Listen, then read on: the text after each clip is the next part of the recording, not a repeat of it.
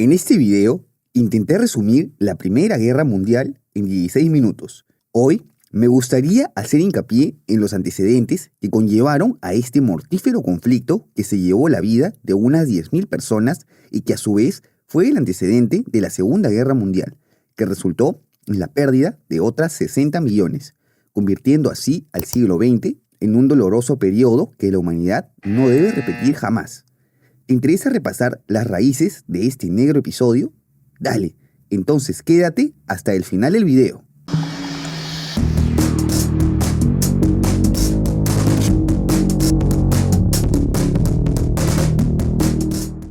Para entender bien a fondo los antecedentes de la Gran Guerra, yo me remontaría al mapa de Europa de 1867, justo después de la Guerra Austro-Prusiana.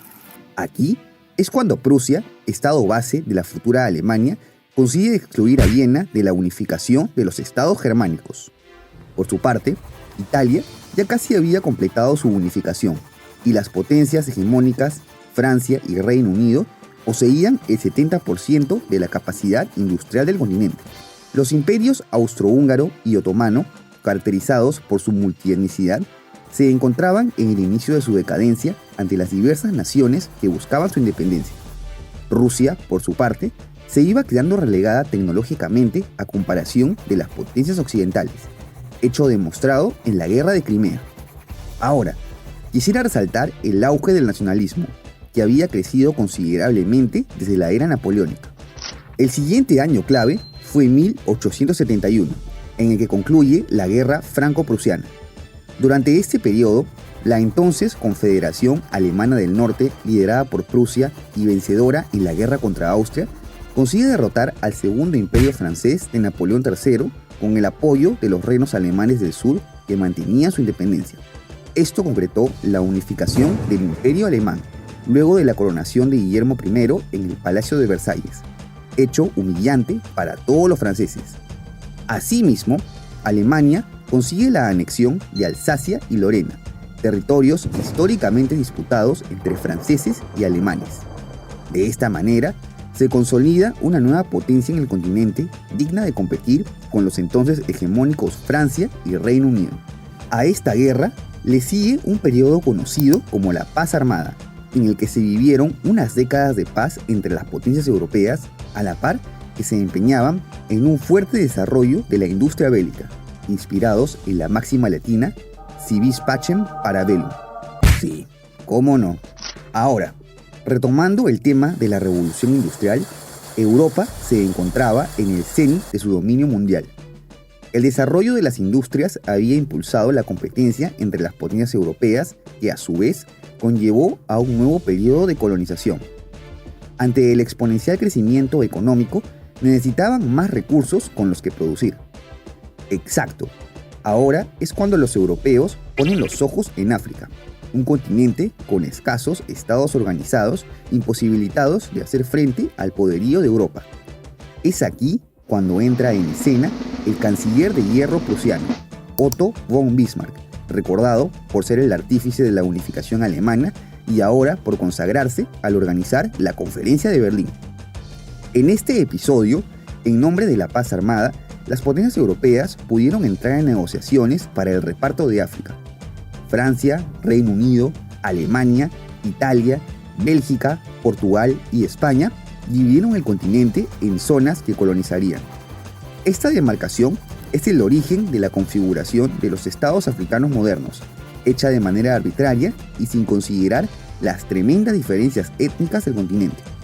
A pesar de haber podido resolver estas disputas sin conflictos aparentes, las tensiones causadas por la enorme competitividad entre las potencias conllevaron a un sistema de alianzas. Von Bismarck ya se había adelantado y firmado una alianza con el Imperio Austrohúngaro en 1879, consciente del recelo de Francia tras su derrota y que literalmente abarcaría casi todo el territorio central de Europa. De ahí el nombre de Potencias Centrales. A esta se le uniría la emergente Italia en 1882, quien en ese momento creía conveniente adherirse a esta alianza por su rivalidad con Francia por las colonias en el norte de África. Aunque claro, Roces con Austria también estaban presentes, basados en los territorios de la región del Trentino. Por otro lado, las potencias restantes deciden no quedarse atrás. La primera iniciativa se dio entre Francia y Rusia, quienes firman una alianza en 1892. Rusia, considerada la protectora de los eslavos, guardaba recelos ante los austrohúngaros por sus pretensiones en los Balcanes. El siguiente paso se dio en 1904 con la Entente Cordiale, tratado de no agresión entre el Reino Unido y Francia. A pesar de la histórica rivalidad entre estas dos naciones, ambas decidieron dejar el aislamiento en el que se encontraban y unirse ante la creciente amenaza en Europa Central. Este acercamiento fue progresivo y se habría consolidado tras la guerra ruso-japonesa, en la que a pesar de que lucharon los aliados de ambos países, se contuvieron y pudieron arreglar sus diferencias de manera que evitaron la confrontación. Finalmente, en 1907 se da la Convención Anglo-Rusa. Resulta que ambas potencias venían de sobrellevar el Gran Juego durante el siglo XIX, una especie de guerra fría en Asia Central, pero que terminó siendo resuelta. En gran parte, esta alianza se dio por la construcción del famoso tren de Berlín a Bagdad, entre los imperios alemán y otomano, que representaba una amenaza de una nueva coalición de estos rivales en común. Dato curioso, esta alianza fue sellada por los primos Nicolás II de Rusia y Jorge V de Inglaterra, recordados por su gran parecido, en contra de su otro primo, el Kaiser Guillermo II de Alemania.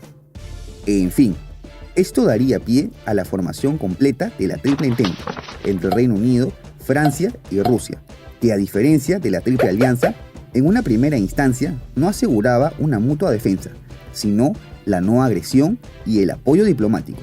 Como bien lo había predicho el canciller de hierro, Europa se convirtió en un polvorín durante inicios del siglo XX, y los Balcanes sería la región clave para entender las vísperas del conflicto. Todo comienza con la crisis de Bosnia, nación que si bien de facto ya se encontraba bajo el dominio austrohúngaro, en 1908 el emperador Francisco José la anexa oficialmente. Como se mencionó anteriormente, el nacionalismo continuaba en su auge por todo el continente, por lo que esto elevó las tensiones, cuyos principales afectados fueron el Imperio Otomano y Serbia, y por consecuencia Rusia, proclamada la protectora de los eslavos. Poco después, y por el mismo motivo, estallan las guerras balcánicas, que representan el fin del dominio otomano en Europa, salvo por Constantinopla. Y hablando de los turcos, importante retomar su decadencia. Mientras que Francia y Reino Unido le habían arrebatado varios territorios en el norte de África, durante el siglo XIX, los italianos le dan la estocada final en la guerra de 1911, tras la que anexan Libia, despojando así a los otomanos también de todos sus territorios en África.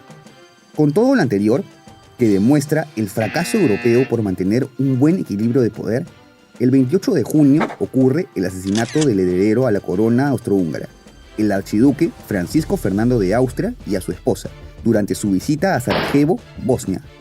El magnicidio fue perpetrado por Gavrilo Princip, nacionalista serbio-bosnio, quien pertenecía a la organización serbia Mano Negra, aunque este hecho sea discutido. Como te imaginarás, esto elevó aún más las tensiones diplomáticas que de por sí ya estaban on fire. El gobierno austrohúngaro culpó a Serbia y le envió un ultimátum que conllevó a la crisis de julio, un mes de maniobras diplomáticas entre Austria-Hungría, Alemania, Rusia, Francia y el Reino Unido para evitar el conflicto, los cuales fueron inútiles. Rusos, serbios y austrohúngaros habían movilizado sus tropas a la frontera. Todo estalla el 28 de julio de 1914, con la declaración de guerra de Austria-Hungría a Serbia. De esta manera, se activan las alianzas previamente formadas y comienza el conflicto que selló el destino de Europa y del mundo durante el siglo XX. Ya en el transcurso de la guerra, diversos países se van sumando. Destacan la participación de Estados Unidos y el cambio de bando de Italia, quien se termina decantando en favor de la Triple Entente, así como la adhesión del Imperio Otomano a las potencias centrales por problemas con Rusia y con la esperanza de recuperar algunos de los territorios arrebatados por los aliados. Como ves, Los antecedentes de esta mortífera guerra se remontan mucho tiempo hacia el pasado y se resume en una combinación de elementos imperialistas, nacionalistas, revanchistas y un sistema de alianzas que demostraron qué tan lejos puede llegar la ambición de algunos gobernantes. El resultado, un siglo en el que la humanidad estuvo cerca de la autodestrucción. ¿Y tú qué opinas? ¿Te parece que hubo algún culpable explícito? ¿Crees que esta guerra se pudo evitar de algún modo? No te olvides de dejar tu comentario y si te ha gustado este video, apóyame con un like y suscríbete a mi canal. También puedes seguirme en mis redes y si te interesa apoyar este proyecto, cualquier donación en Patreon en donde podremos hablar de historia será bienvenida. ¡Hasta la próxima!